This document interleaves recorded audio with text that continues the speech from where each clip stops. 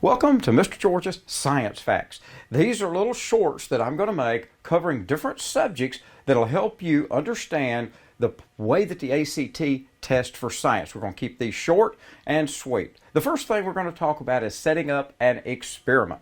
Let's say that you wanted to grow tomato plants, and the first thing that you wanted to do is see how does it affect it with the amount of water that it gets. How does that affect it? Well, that becomes our independent variable. So if you and I are setting this up, we might set this up so we're going to give it 1 cup of water per day.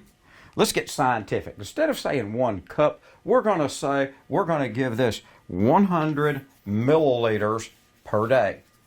All right, 100 milliliters, and we're going to set the experiment up. Well, if we're going to do this and see how it affects it, we would then say, well, what would we try next? Maybe we would pick 150, 200, 250, 300. And with this, it would give us a nice little graph. And across the x-axis, we would have 100, 150, 200, and 250, and 300. So we might see that it goes like this.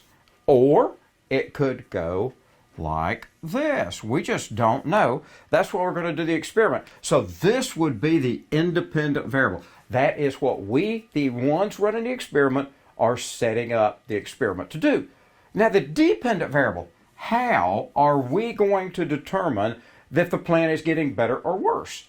That is going to be the things we might look at. And so some of the dependent variables might be the weight of the plant. Okay, I can picture this as if we take the potted plant and we've got the plant sitting here, and we take the entire plant when we start and we put it on a set of scales and record its weight. Then each week we take it and we record its weight again and see what the weight is of the whole plant mass. That includes the fruit as well as the plant mass. Okay, so this would be a dependent variable. We have no idea what it's going to be. This would get us numbers like maybe 67 grams, 117 grams, 125 grams, 139 grams.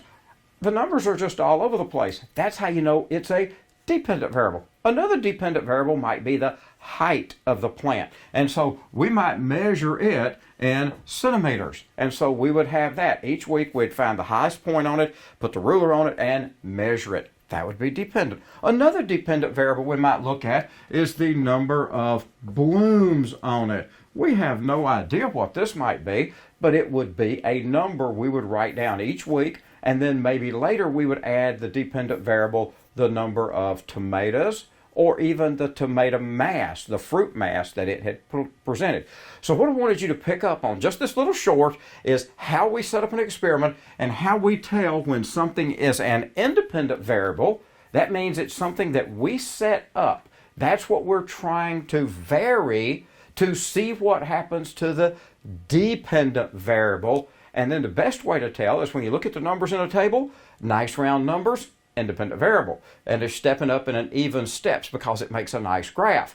Dependent variable, it is what it is. We have no idea what it's going to be. We're just going to read it off of the scales. We might read a thermometer. We might be counting something, but that tells us it is dependent. I hope this helps you understand ACT Science a little better.